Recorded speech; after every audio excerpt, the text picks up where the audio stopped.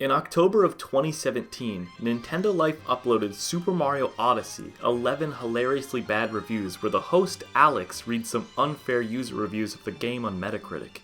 About 1/3 into the video we get this pretty funny bit. I thought when I first started it, it was meant to be some kind of afterlife that Mario had died and had to fight his way back to life. I was disappointed immediately. Yes, that's one thing that I've always felt is missing from Mario as a whole, and the fact that it's not Dante's Inferno. But believe it or not, Chapter 7 of Super Paper Mario actually is.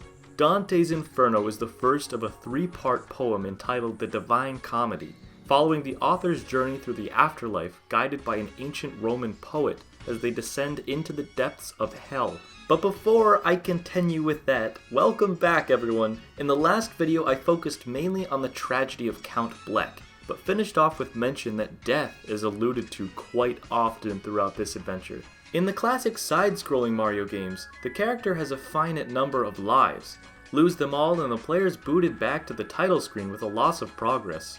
It's meant to symbolize final death, when all chances are used up and the villain wins. So it was clever for Super Paper Mario, being a hybrid of both that original style and a story RPG, to have game overs actually refer to a character's afterlife, and to show us exactly what that looks like. Because in this game, Mario dies, or so the player thinks at the time, as part of the story in a scripted event. Dimentio traps the hero in an inescapable block prison and snaps his fingers to ignite explosions from within the box. To the sheer horror of everyone watching, our man in red is sent to a form of purgatory in which anyone who's passed on can have the sins of their souls weighed. This plane of existence is humorously known as the underwear, to serve as a determiner for whether or not that person can ascend to the over there, parallel to heaven in the real world. As stated in my Mythology and Nintendo Games video, there is heavy inspiration from biblical and Greek myth. To quote myself, the underwear is comparable to the asphodel meadows of Greek mythology, as its inhabitants only feel suffering through boredom rather than agony. The asphodel meadows itself is a melancholic place where people that lived their lives as neither good nor evil are sent. Since this is the majority of humankind, these fields are crowded and sad, as the gathered souls wander for eternity without purpose. Traveling through this place in-game, you'll meet Carold, existing as a name corruption of Charon, the guide that ferries souls across the river Arheron. Carold acts as a guide here for Mario across the river Twigs, Greek counterpart being river Styx. Furthermore, Jades replaces Hades as ruler of the underworld, with D-Mans serving her. There's even an incarnation of Lucifer, known as Satan after his betrayal to God, in the form of Bone Chill, a horrifying 6-winged beast. Instead of attacking with fire, as one would normally associate with the devil, he uses freezing attacks. Getting back to my point about Dante's Inferno, this alludes to the narrative via his waist-high ice prison in Cocytus, the 9th and deepest circle of hell, existing to punish treachery. It is ice instead of fire, and the story's explanation for this is those who denied God's love are condemned furthest away from his warmth, the sun which he created. If I've convinced you yet that these interpretations of an afterlife are similar, this makes for some unfortunate fates of this series' cast of characters. What do I mean? Well, Dante's hell is divided by 9 circles with increasing intensity the closer you get to the core, where Satan himself is incarcerated for all of time. These circles are separated by sin. For example, gluttony, where the self-indulgent wallow in a putrid slush produced by foul, icy rain, while the great worm uses his claws to maul and peel off your skin. This idea is further subdivided by the degree of an individual's guilt, in other words, how indulgent of that sin they were while living. In a section of the 8th circle, fraud, fortune tellers are punished via their heads being permanently contorted by having them physically twisted around their bodies. This is because they tried to see into God's future, an attempt at usurping him, so they now have to spend eternity not even being able to see in front of themselves. Fortune tellers and sorcerers are extremely important NPCs in the first 3 Paper Mario games, so think of what destiny awaits them in this afterlife next time you want to support their business. Bizos begun! Abracadabra! Joseph! My back! This also means that the little girl in Flipside that wants to be a fortune teller is already a damned soul. Getting back on track, the player must travel from the underworld to the over there. But before stepping foot on sacred ground, Underchomps attempt to stop the player from leaving the land of the dead. This is like Cerberus, the three-headed hellhound guarding the gates of Hades. Bone Chill's defeat in the over there by Mario's team is also most likely based on the Book of Revelation's War in Heaven, as the boss is stated to be a fallen NIMBY, what an angel's called in this game, and escapes to heaven during the event of an apocalypse, the Void. Bone Chill's prison can also resemble the dark abyss Tartarus, a place in the underworld where unholy souls are sent for divine punishment. Even 666 is quite probably referenced in one of Guardian Dorgai's questions. This could be a coincidence, but the writers were most likely thinking about the number of the beast, considering the classically unlucky number 13 follows right after. A bit unrelated, but Super Paper Mario utilizes lots of digitized abstract shapes. This also works for the background environments and skies. Something I found really neat for this world in particular was the utilization of family trees. That is a pretty cool touch, honoring the theme of death by stretching to lineage and ancestry. So with all this said, and while it's a really neat idea to have an underworld level, is there anything really scary here? The answer is a resounding yes. Specifically the River Twig's bed, which is required to access as part of the story. One resident expresses concern for those that have fallen in and never surface, getting existential yet again upon asking what happens if someone who's already dead dies. Submerging oneself in this unholy water and sinking to the bottom is even more nightmarish than 100 spider memes, as disembodied hands slowly circulate and chase Mario.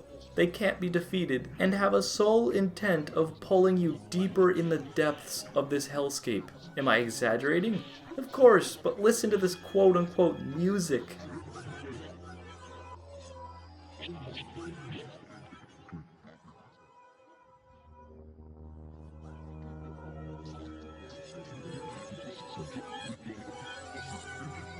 The thought of what's happening on screen and listening to whatever that was is inarguably terrifying. Moving on, this is not in the final release and only found within the game's files, but we have an enemy named Kamikaze Goomba. Just the fact that this was considered in the game is shocking, because kamikaze, if you don't know, is a term originating from World War II Japan, in which pilots would sacrifice their lives as a last resort to ensure enemy damage or avoid capture. These suicide bombers seem to have been inspiration, as they, by name and black color scheme, would have probably exploded upon touching the player. But bombs don't make an appearance in this game, so is this Bowser's answer to the overpopulating baby booming Goombas? Oh, that's right, most of his minions are brainwashed in this game. I blame Count Bleck then, as commander for this dastardly tactic. Seriously though, it's no wonder why this was cut.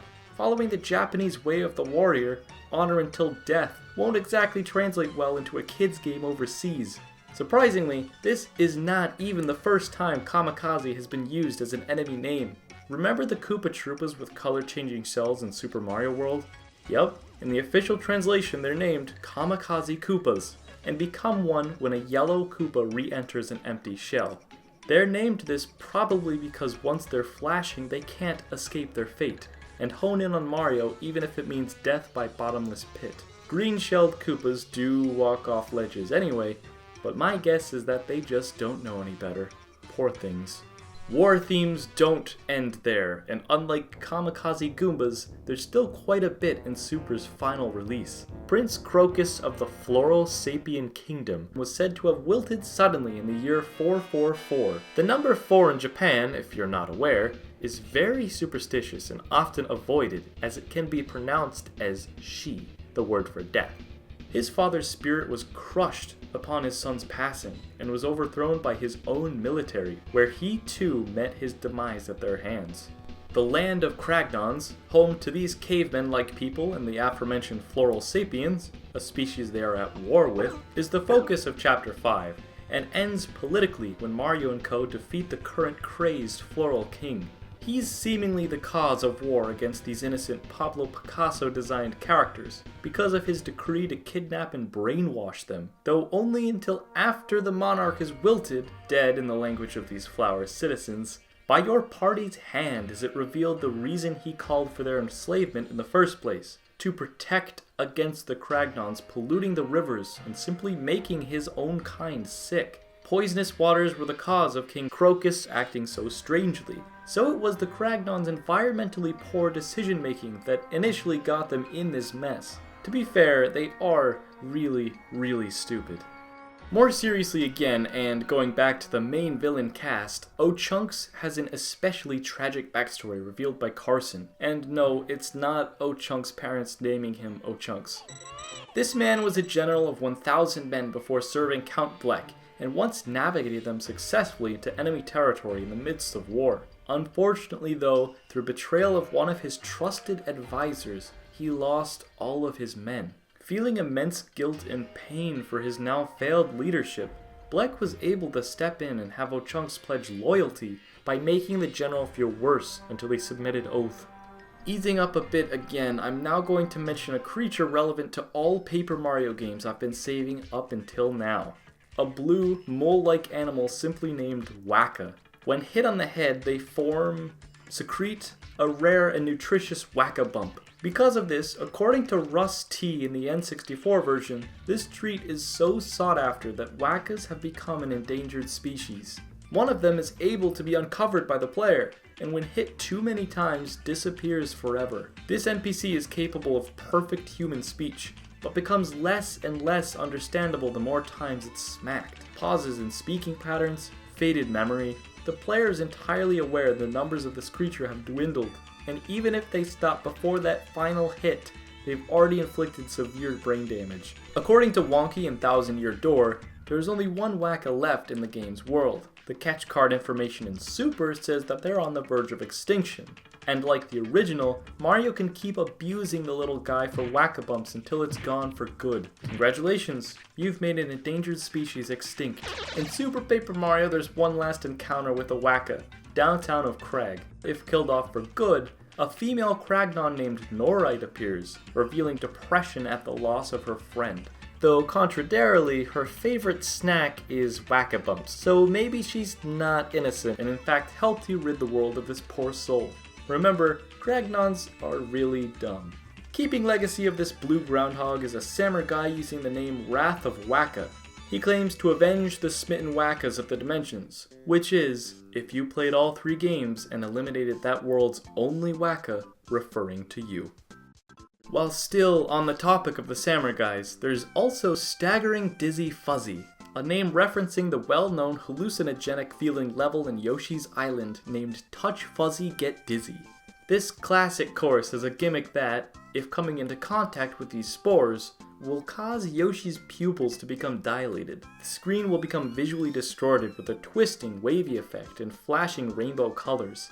Since Yoshi's movement is also disoriented, and the enemy class that only these fuzzies fall under is called Dude I'm Freaking Out on This, it's clearly inspiration, so it's always funny to see Nintendo calling back to something that's so blatantly adult.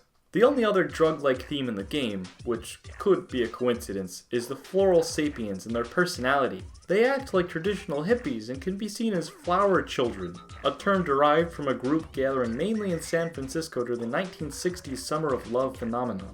Cannabis and LSD were commonly used during this and other hippie movements of the time, and the term has had a connotation with drugs since. And finally, there's now one last samurai guy I want to talk about, and the last aspect I'll be discussing today, Bullet Bull. Before battling, he claims that Brown is the next generation, a dig at Nintendo's competitors that focus only on realistic visuals that can consist of a drab color palette. Bullet Bull also speaks of the contrary being entirely childish, which is probably poking fun at itself in response to common perception that Nintendo is too kid-friendly. Thank you all for watching this 3-part series of videos. I love this game. I love it so much, and having the chance to talk about some of its more weighty subjects is really important to me. I was really affected positively by them. If there was anything that stood out to you on a personal level, let me know. I'd like to talk about it, and I hope you'll continue to support the series.